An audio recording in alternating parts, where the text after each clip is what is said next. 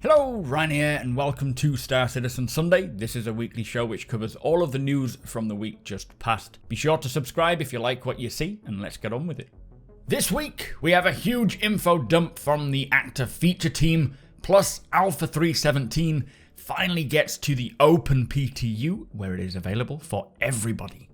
So before we begin, Alpha 317 is now open to everybody on the PTU, which is a voluntary test universe that is generally more buggy than the live build, not all the time, but it is now available to every backer. It does look like things are smoothing out finally with the work that they have been doing on streaming on the back end, and if I were to take a punt, I'd say it'll probably go live around the 14th, so do keep your eyes out for that. It will certainly not be much longer now until it goes live. I have personally yet to try the latest 317 build, so I can't say how stable or unstable it is at this time, but I am very happy to see that it is now moved through all the waves to open. 317 appears to be a very significant patch that I'll be sure to cover in more detail once it all goes live. So this week's Star Citizen Live was with the active feature team answering our questions surrounding medical, FPS weapons, inventory, radars and scanners, with the first question being, what can you tell us about holsters and ways to carry weapons without needing a flight suit? Now, they say that this is something that they do want, and long term they want clothing to have more functionality and not just be cosmetic. They realise that as more content gets added to planets, players will want to spend more time planetside and not need the use of flight suits so much. So they will have clothing that can store weapons, like holsters, but currently they say the issue is that it needs to blend well with the clothing, and they are in talks about how to make sure that clothing combined with items like holsters will look as good as it can be and function as intended as well. Same kind of goes for backpacks over clothing, which, at the moment you need to be wearing armor to attach them to. Again, they have spoken about the possibility of a backpack that attaches maybe to an undersuit, for example, but they would need to work out some of these issues first when it comes to clothing. So eventually, yes, but it doesn't sound like it's going to be anytime soon. Now, the next question is, we haven't seen any FPS or new FPS weapons in a while. Why is this? Now, they say that their main goal was to get a good variety in-game to cover most areas, and for many manufacturers, they are pretty much there with diversity. There are also other weapons in the pipeline that require a little bit more engineering work as they have more unique functionality, but right now they are working on FPS gadgets and more unique weapon types. I will say as well, currently they are doing a weapon audit for all the FPS weapons where they will go through and just balance them all, make sure there's more variety between their behaviors, as well as polish the weapon animations, tune them, tweak them, and in some cases completely change their behaviors. I guess once they are done with this, they will be able to see what areas remain and need filling in terms of FPS weapons, both conventional and exotic, but we will see more come along as time goes on, and I think 317 is the first patch to bring in some of these audit changes. Now the next question is, where is the crossbow? This, they say, is one of those weapons that requires a bit more tech to get it working, so expanding on the current weapon behaviors that they have. With it firing bolts, it requires some work from the physics team who are working on things that are of much greater priority, but the same kind of goes for the Volt Parallax rifle, which is one that we saw concept a while back, and it's a beam weapon, which is in the works but also requires a bit more engineering work. Next question is, what is the status for picking up trolleys once they tip over? Very good question. Now, they say they have lots planned for improvements for the trolleys, plus the inclusion of hover trolleys, or gravlev, I guess, trolleys, but this will be looked at later down the line. Next question, parachutes, please. So they said that as they're adding more gameplay that takes place over planets and atmosphere, they know the need for something like a parachute is there. Whether it's a traditional parachute or something a little bit more futuristic or a combination, we will see, and they just don't know yet. But they're aware of it, they will work on it, we just don't have a date. Now the next question, just wanted the team to elaborate a bit further on how FPS scanning will work. Now it will be using the same system that they use for ships, so utilising the same signature system to work for FPS radar and scanners. This will also mean that ships can scan ground targets and vice versa. It is slightly different in terms of passive and active detection. For example, in a ship, your radar will pick up things passively just by flying around, whereas if you are on foot, you will only pick up audio passively, so like footsteps and firing of weapons and so forth, but you will have to actively ping to detect EM or IR signatures. Now for scanning, you will have to actively scan using the helmet and getting the readout on your HUD visor. When scanning characters, you'll see their weapons, ammunition, equipment and so on, as well as the active status effects, like if they are bleeding. Scanning at range, for example, will reveal this as well, so you don't have to be up close to them. They have got some big changes for ships and FPS radars and scanners in the works, coming soon they say, which is pretty much a big overhaul to the current system. And I personally think that the ability to find and scan things on foot is really going to open up a lot of potential gameplay opportunities, like expanding on the bounty hunting career, scanning characters to see if they are your target, or looking for clues and trails left behind. So much will unlock once these systems come in, as well as expanding on ship gameplay like exploration as well. Really looking forward to these changes to the radars and scanners. Hopefully we get that pretty soonish. But they did say that if you're not wearing a helmet, you will still be able to have a lens, kind of like a contact lens, that I do hope, and I think it's kind of been hinted at, will be able to be completely removed, as we have seen them available to buy in Microtech's store. Well, not buy, they're there, but you can't buy them. But I don't think we have had a full confirmation on whether we can take our lens out and have completely no UI. I hope so. But this lens, they say, will be very high-tech, very expensive, but will provide the information you need if you're not wearing a helmet. Plus, there will be many tools and devices that use this system, kind of like the mining tool already does, helps you detect relevant signatures, but it will be primarily by use of a helmet. Next question, are there any updates to scanning harvestables? And they say yes, and the plan is to roll this out with the FPS scanning update whenever that will come. So using ping, locating them, and then scanning them to find out their properties. Now, next question. Is there still a plan to have players using the restrooms as a required part of the gameplay, and how involving will this be? Now, the idea, they say, is to, yes, have bathrooms and toilets that will be functional, but they have not spoken about whether there's much gameplay surrounding them. Now, they did say Star Citizen is not going to become The Sims. You won't have to worry about your bladder meter, but hygiene will be coming with the next iteration of the active status system. And the way that this will work is it won't get in the way of your regular gameplay. You won't need to be showering all the time, but in certain situations, very specific situations, if you're in a particular social space in game, if you haven't showered for a long duration, then NPCs may react to you and verbally comment on your smell or appearance, and in some cases, you may get refused service perhaps.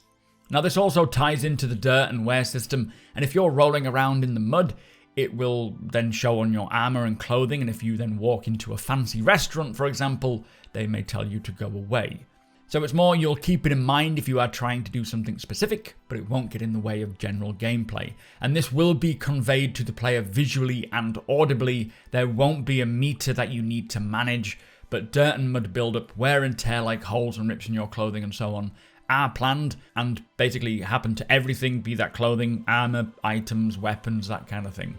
I guess it's kind of similar to Red Dead Redemption 2, to add the realism to the world, to say, you know, you're covered in mud or some form of alien blood goo, go and wash it off if you want to interact with this particular VIP or eat in this restaurant, which I think is going to be quite interesting, especially if they tie it into the NPCs' traits and behaviors with subsumption systems, with certain NPCs just being like, ugh, I don't want to talk to you, and others not really caring. Anyway, next question, will we be able to carry other people in ways beyond dragging? And this question, like many of these questions, do come up quite often, but they do have plans for other methods of carrying, like over the shoulder or a fireman's carry. It will be needed for bounty hunting, for medical, bounty hunting, putting them into a holding cell, medical, putting them on the bed, as well as FPS combat. But talking of bounty hunting, restraints are something as well that they are currently looking into, but they don't know just yet what tools will be available. Really looking forwards to the expansion of bounty hunting. I'm doing my best to avoid playing it right now because it's just too rinse repeat, but I do really look forward to the full bounty hunting experience with the cat and mouse gameplay, tracking and trying to hide your trail if you are the bounty. Exciting things coming for that system, but just don't know when. Next question is, have you planned any more FPS, or what is planned for more FPS weapon attachments? And they say, you know, the usual foregrips, underbarrel weapons and launchers, they're all planned. Bipods they're currently working on, but of course these attachments will alter the stats of the weapon as well. And I know they're also working on the physicality of attaching and detaching these weapons, so being able to see your hand reach out and interact with your weapon. Next question, will we be able to select standard loadouts instead of having to keep equipping everything? Now they are not planning on any loadout editors, but lockers will provide pretty much the same thing but more immersive that will retain your loadout and allow you to quickly equip everything. They also want to support outfits, but more geared towards clothing than armor, but these will be obtained from physical lockers or storage areas that you place them in once physical inventory is in. So if you place an outfit in a locker or a loadout in a locker, you will need to physically reopen that exact locker to get it, and it could be the full loadout for that particular mission that you had in mind, and it will be much quicker than having to drag drop the system we currently have. So yeah, similar functionality to an equip all system, but more realistic with it being physically location based. Next question, will there be any way to get sustenance without removing your helmet? Now they don't have plans right now, but the eventual plan for the player's suits and armors is that they are kind of similar to how spaceships work, where they generate power to be able to run. So there is a potential for integrating some form of food or sustenance ability with suits, but as long as it doesn't take away from the survival elements of the game. Now, I do like the idea of a suit that can provide liquid or, you know, I don't know, reuse your pee. But I think it would need to make sense to the equipment you have. Maybe if you have a specific type of exploration suit, like a high-end exploration suit, then it can provide food or water for a set period of time, provided it has the power and stores to do so. But for general suits like combat armors, for example, maybe not so much. As they say, they don't want to take away from the need to find food or water if you have planned badly or crash landed on a planet, but providing alternate gameplay choices with trade-offs, then I am all for that. Next question is there a plan for being able to remove or put on your helmet without needing to go into the inventory? And yes, this is something that they are currently working on right now and have been playing around with. The idea is that you can remove your helmet and carry it under your arm or attach it to an item port, they say, that is currently thinking located on your hip, but they have been finding a best place for it to fit. And for those interested, the work on this is actually on the progress tracker with work until the end of September, I believe. It is called the Player Interactive Experience, or PI, and it comes in 3 tiers. You've got Tier 0, Tier 1, and Tier 2. Tier 2 being this helmet and HUD interaction. This will be the creation of helmet-specific HUDs, which we did hear about in the Squadron 42 report, that will boot up, power down as you take them on and off, as well as make the helmets physical objects that can be carried and placed and sounds like hooked onto your belt in some way. Next question, can you give us more information about EVA Tier 2? So this is very much in development now as well. One big change is that your EVA jet will require fuel, or your fuel will be finite, and this will tie into the ability to be able to push and pull yourself along the surface of something while in 0G. So you'll have to decide whether you want to use a tractor beam to tether yourself and pull yourself along, use your EVA jet's fuel, or just grab the surface if you are able to. Now the update to EVA will be very similar to decoupled mode in ships, in the sense that if you jet off or push off in a certain direction, you will just continue on in that direction until you hit something else, as you would expect. For the push and pull system, you'll have various speeds, like being able to pull yourself along at a steady pace, or for more of a sprint speed, you can kind of grab and propel yourself along the surface to move quicker. Love the sound of that. I bet that's going to be so much fun. Elaborating a little further on these jets and decoupled mode, the idea is, instead of like in a ship, if you go off in one direction and then turn 45 degrees and jet off in that direction, you will drift. It is more going to be, if you turn in EVA 90 degrees while you're moving, say, to your left and then jet off, it'll be instantly in that direction rather than a drift. Now, I don't know how that's going to feel, or how will it look. Will it feel a bit unnatural? So I guess it'll be a case of getting it in, seeing how it works, and then leaving feedback, and then tuning it until it gets to the point of being right. So very excited to see this EVA thing come along. Definitely going to be good for exploring derelicts and other areas without gravity, as well as being able to turn off gravity in your ship if you've got borders. But yeah, don't know when that's coming, but excited for it. Next question is, will holographic and red dot sights ever get proper parallax compensation? And they say yes, definitely. They want to get the weapons that way, but it's just a matter of priorities. Any updates on non-lethal weaponry? They say there's no timeline, but they have got one that will knock people out. I'm assuming this is the Preacher Armament Taser, perhaps. We have seen this, but not a priority yet either. But when they do expand the bounty hunting profession, it will certainly be needed. So next question, are you happy with the state of the Medgun's auto mode that bypasses the medical system complexity? And before we get to his answer, I personally wouldn't say it bypasses the medical knowledge. The auto mode only, to my knowledge anyway, only injects hemazal. And in order to treat the actual injury symptoms, you will need to toggle the manual mode to set the drugs that you want to use. I might be wrong, but I'm pretty certain here that the auto mode only stops bleeding, regenerates their blood level, and recovers a downed player back to their feet. Auto does not inject any other drug but hemazal. Again, tell me if I'm wrong, but I have seen a lot of complexity, like I've mentioned in the past, of your hearing going and being all like really weird, like you've blown out your eardrums, which does require certain medical treatment to bring that back. I thought it was just a bug, but there is a lot more to the medical system outside of the auto mode.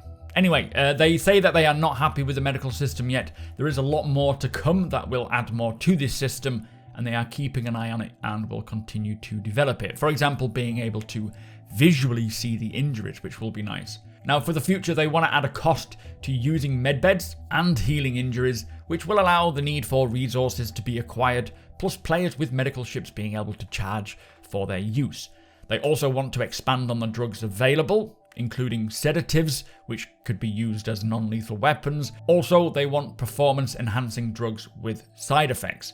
Plus, of course, the death of a spaceman giving you a big reason not to die, adding that consequence. Now, further down the line, they are slowly trying to specialize armors to expand on just the light, medium, and heavy that we have, or combat that we have, but more like support armor types that can assist in more storage, perhaps, charging energy items, more slots for medical items, and also they've spoken about a bespoke backpack that could maybe hold medical fluid for the medgun. And for these support armors, they will vary by way of light, medium, and heavy, and have variations between them. Like the light suit, as you would expect, being more maneuverable, quicker, and the heavy medical support suit maybe being used as a battle medic. Personally, I would love to see a more hands-on system when it comes to medical. As much as I enjoy using the medical medgun, I would prefer to be physically reaching out and bandaging wounds. I realise they said the issue with this is it could lock people into an animation, but more along the lines of the Ace mod in armor, I think that would be very nice, and I hope they can get to that point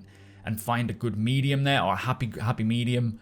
But I do like the medical setup as it is right now, where we can treat each symptom. There is a lot to be learnt and what meds to use when, but there is definitely room for improvement, more skill, and more involvement. Now, the next question is, what is the current state of salvage? Now, the example the dev gave for salvage is that if you are in a dogfight with another player and you take them down, but also damage your own ship, you'll be able to then EVA out and, using the multi-tool, salvage the debris of that ship that you just took down, and then apply that salvaged material to fix up your own ship. They say it feels really nice to use and is a great way to repair your ship or gain resources to sell on. They did say it's a lot of work though, because they want players to be able to salvage any ship in the game. It wouldn't make sense if certain ships can and some can't. So the damage maps will be getting added to all ships, so there's a lot of work to catch up on this. Plus they do mention that part of getting this working and having shipwrecks not despawning is getting persistent streaming working, which we are seeing work of this already coming in with the entity graph in 3.17,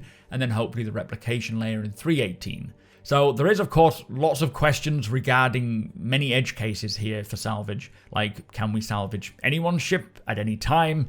If so, what are the repercussions for doing so? Will there be crime stats for doing it in areas where they're commed? What is classed as fair salvage? Can we salvage planet-side derelicts that have been hand-placed as such? But if player wrecks and ships are persisting, this will be pretty impressive, as there will be plenty of salvage available. And as Jared mentioned, there will be a deep dive into salvage into the next quarter, where all of these questions will get answered, I'm sure. But very excited for salvage. Oh, 3.18 is going to be a lot of fun. Next question is, can we salvage ground vehicles? And they say yes, you will. It is also using the damage map system, and ground vehicles have that too. The damage system is now more consistent as well, so that all players can see the damage, which required a big conversion that is no longer client authoritative, but now server authoritative. So very happy to hear that, as it means everyone can see the same damage on any ship, which I know we couldn't before, so this is great news.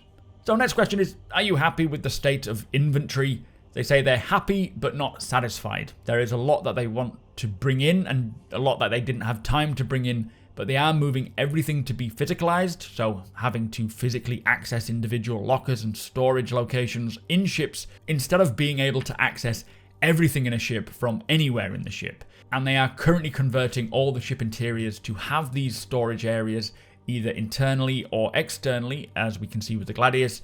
So a lot to be done there, but they're on with it.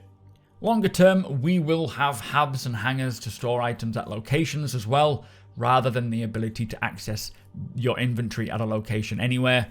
Move all is definitely a needed option, thank God. A quick move, stacking, mission items as well being tied to your inventory instead of an invisible item pocket. A search option as well, plus better camera and lighting improvements for inventory and looting. So much in way of quality of life and updates are in the works right now, and that move from the Moby-Glass magic bag of holding in 3.15 was a great step forward, and I love what they have done with the inventory now. It is far better than what we used to have, but yeah, getting to that fully physical method will be very cool. Anyway, that was a great episode of Star Citizen Live with the active feature team. Some really good updates as to where things are going short term and mid-term and long term. Really looking forward to seeing these systems expand. But with that said, Jared did mention that Inside Star Citizen will return on April 28th. They are currently on their 3-week hiatus. Plus, there is no Star Citizen Live next week as it is a company holiday. So Star Citizen Live will return in 2 weeks. Anyway, with that said, let us move on. So also this week, the Lore Post was exploring the history of the UEE, highlighting a battle between the Vanduul and the United Empire of Earth called the Siege of Tiber. A great read for any lore buff out there. Both the Persistent Universe and Squadron 42 monthly reports were released. I have already covered the Squadron 42 report, which I will link in the description below, with the Persistent Universe monthly report video following shortly next week. And finally, they have also released a post highlighting what the different PTU waves mean, so Wave 1, so EVA Cati, Wave 1, Wave 2, Wave 3 and Open, plus how to be eligible for the earlier waves, which I am very happy that they have published this, as it is often a question that appears on my stream. So if you are more interested in how the PTU waving system works, not waving, I suppose, wave system, do check this post out. So that brings us to the end of the show. If you do enjoy my content, please consider subscribing and hitting that like button. Also, I am able to do this thanks to my very generous patrons and channel members. If you appreciate what I do and would like to help make it even better from as little as $1 a month, all of the links are provided below.